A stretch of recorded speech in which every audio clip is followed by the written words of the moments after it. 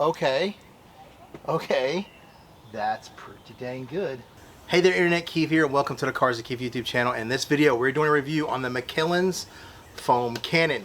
It's a pretty affordable foam cannon, probably in the low $30 range. I mean, I hate quoting prices because they are going all over the place on foam guns right now. Even the MJJC, which used to be 60 bucks, is now like 80 something dollars. So to set this out for review, we're gonna check it out, see what kind of orifice is in there, spray the foam, see the thickness, see the sturdiness, and the build quality. Before we get any further, I'd like to ask you to hit that like button, subscribe to the channel. Let's get right into the video. So it's made up of really nice sturdy plastic. The nozzle here, you cannot change the pattern between vertical and horizontal. It's only up and down, but you can adjust the stream whether you want just a water spout or you want a large fan. The cap has a nice rib design on it that allows you to get leverage on it, because a lot of times pressure washers, they get pressure in them. Sometimes the top is hard to get off. The knob on top is really easy to turn. It does not hurt your hand. Has a flash type bottle, which makes it to where it doesn't fall over. It's nice and sturdy. I pull it over and it comes back. On the inside, you have your suction tube. There is no weighted ball on this one, but that's okay. The top is not dual threaded, but that's no big deal. Most of the guns now don't have that anymore. One more thing to notice, is probably one of the largest neck openings on the market. As you can see, the MJJC here does not fit over the top. It is actually more like the Brilliant Finish foam cannon top, but the threading doesn't match. So this is basically a proprietary. As you can see, this goes on, but it's not level. It's angled off. This does not fit. And that's kind of good, because it looks like they may have manufactured these parts themselves and not just pick them out of a bin and put them together like other ones. Quickly, let's check the orifice. So I use my multi-tool here, really nice. I'm gonna use the 14 millimeter. Put a little bit of pressure, there we go. The 1/4" quick disconnect is O-ringed. So you see down there the orifice threading, or the top of it, is huge. Let's get that out. The flathead screwdriver. Yeah, that is much different. Much larger tapered top. This in comparison is what you will find in most. Same threading, but it's just a totally different way of doing it. On most of the normal ones, the hole is within the middle of this. On this one, it's right at the bottom. So we're just using our trusty pick. That does not go all the way, meaning it's a 1.1. This is also a 1.1, about the same amount. So this is a 1.25. You can see how much further it goes in there. That's how I'm able to tell which is larger and which one's smaller. We're going to use the Suprints gun here as a comparable. They're both running 1.1s. They're both pretty close in price on Amazon, both in that $30-ish range. Now for this test, we are using my hose reel, but we are going to be using the Greenworks 1700, 1.2 gallons per minute. But with the right nozzles, you can get it to 1.4-ish. So this is more of what the majority of probably my audience is using. So we're not going to be using a high GPM unit, so we know that the foam is good no matter what unit you're using. All right, like all other tests, I'm using Gtechniq W4 citrus foam for my foaming. About 120 milliliters here. It does not have a measurement to 1,000 milliliters. It ends at 800, but it is measured. So you can just kind of guesstimate just based off of how far the section's apart. Then when we do the Suprints, we'll just pour the rest of this in there so it's the same dilution. So we'll get you two views. We'll do kind of far away, and then we'll kind of pull in for the other side of the car.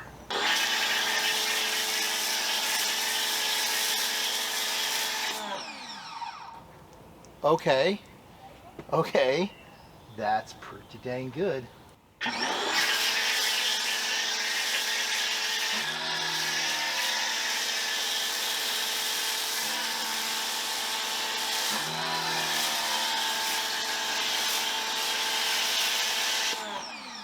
Now that purging you heard, that is not the foam cannon. That is me not purging all the air out of the hose before I did this. But you gotta admit, that's pretty good.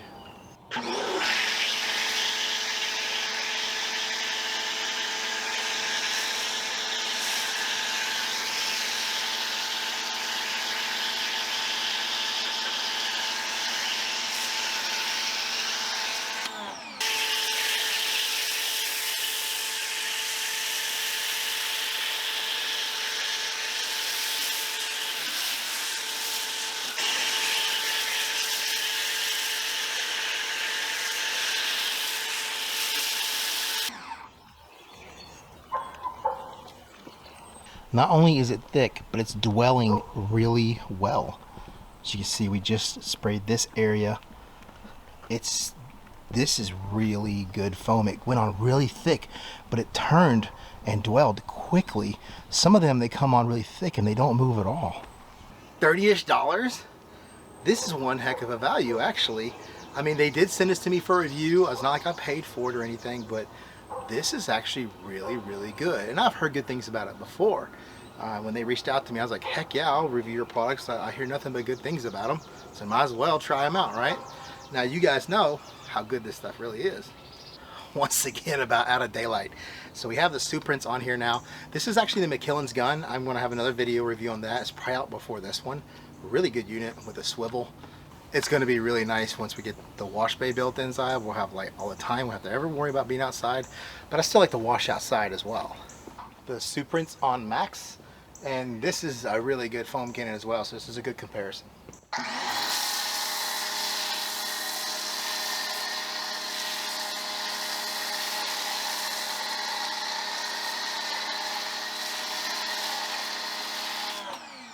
About the same. Pretty dang good foam, nice and thick. Let's go to a close-up.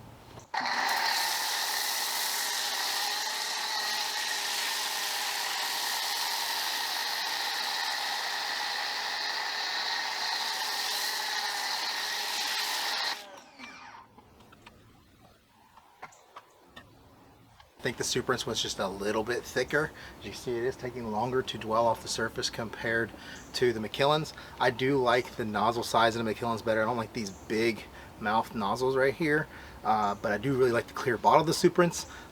Overall, they're both about the same construction.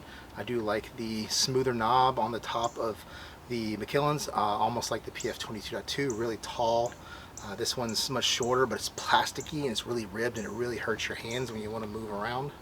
Alright, so is the McKillans foam cannon worth it? Heck yeah.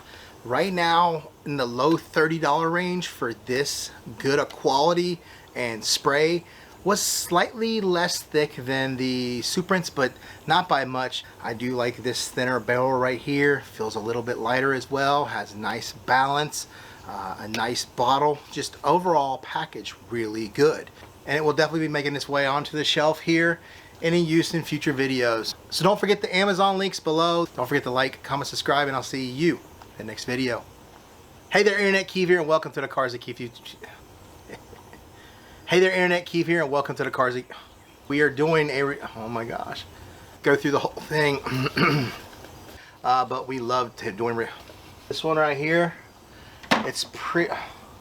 You cannot change from horizontal. Oh my gosh. From vertical to horizontal. Golly, what am I doing? I gotta go all the way up here. Jesus. The Gtechniq parts. These are manufactured. The quarter. So we're just gonna use our. Trusty. Oh my God. What the f? That. It's something else. Did I not screw down? Sad to say, that's not the first time that I forgot to put an orifice in the foam cannon. Now that pulsating is not the foam cannon. I didn't purge. God dang. That was all me not, you know. God. I didn't take it off. Oh my gosh.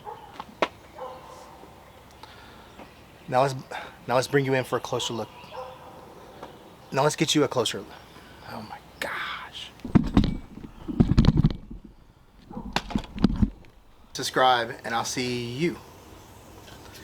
And it will be